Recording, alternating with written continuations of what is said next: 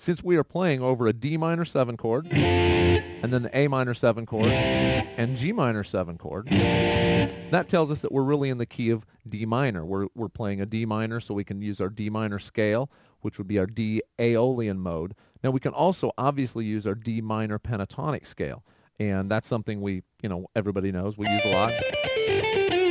So we can use that, but as I mentioned in the solo section, we're just adding 2 notes to make it into a D Aeolian scale. If we look at it this way, that's D minor pentatonic, that's D Aeolian. So it's really simple. Don't let the modes intimidate you. Feel free to put those notes in there. The best way to get a feel of going back and forth from the pentatonic to the modes is to do some kind of a lick with a minor pentatonic feel. If I'm in D minor pentatonic, and then go right into a modal riff. So that way you get, that juxtaposition of your minor pentatonic and your modal scale really stands out. If I just play in the modal scale, it really gets that sound in your ear, and then it's not as interesting. But if I'm playing a pentatonic riff and then I go into it, that's where it gets, a lot more interesting, and it jumps out that you're actually doing something a little bit different.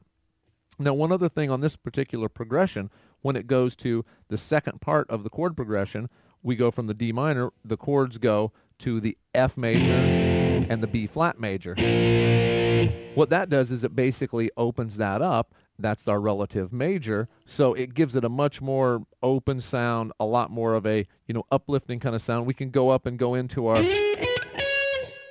don't ever go into that scale. We can go up and go into our major pentatonic, which is up here off of our, in our F position, 13th fret. We can even do like a little bit of a pedal point off of our C note, which is a nice lick. When we pedal, we're just playing one note, then a different note.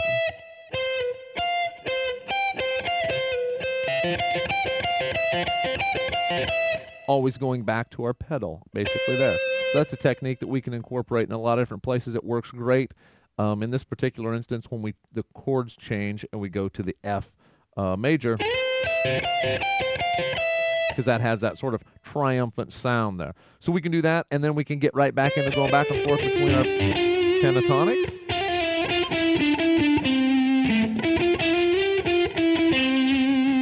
And our more modal sounding scale. Now the next thing we're going to do is we're going to look at shifting 16th notes. So I call this shifting 16th notes because it's real simple. We're just shifting our lick over a 16th note. So I can take a lick like this. If I play off of my, starting at the 8th fret, a real simple sequence of 4 notes, climbing up my scale, going up in 4 notes, right? 8, 10, 12.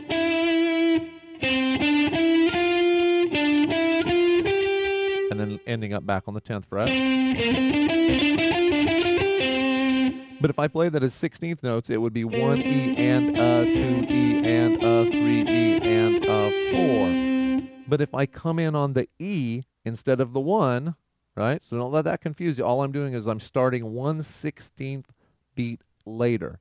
Then it is 1 E and a, 2 E and a, 3 E and a, 4 E. Now that might seem like no big deal here, but when you hear it with a drum track, it is really interesting, and you can do this, like I say, with a myriad of different licks. Take any lick you play. It doesn't have to be straight 16th notes. We're just doing that with straight 16ths now just because it's a little bit easier for you to hear over a drum track. But you can do this with any lick. You can take a blues lick, and if you just shift that by a 16th, makes it a completely different feeling lick and sounds really interesting. So let's go ahead and listen to this with the drum track, and I'll kind of talk you through what I'm doing. So we'll do it straight, starting on the downbeat, and then we start on the 16th after the downbeat, right?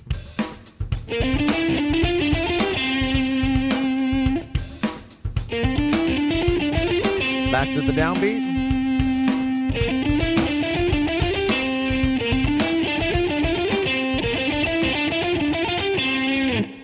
So that's a great way to make some ordinary sounding licks sound really interesting. You can do some things with a lick and take one lick and start it on the one, like we did on the downbeat, or start it on the E, or start it on the and, or the any of your 16th notes. As a matter of fact, you could do this with triplet feel. You could do this, get crazy and do it with 30-second notes. You can start it wherever you need to, but it will definitely make your playing sound more interesting by not really learning any other licks. It's just by moving something. So it's a great way to get the most that you can out of what you already know.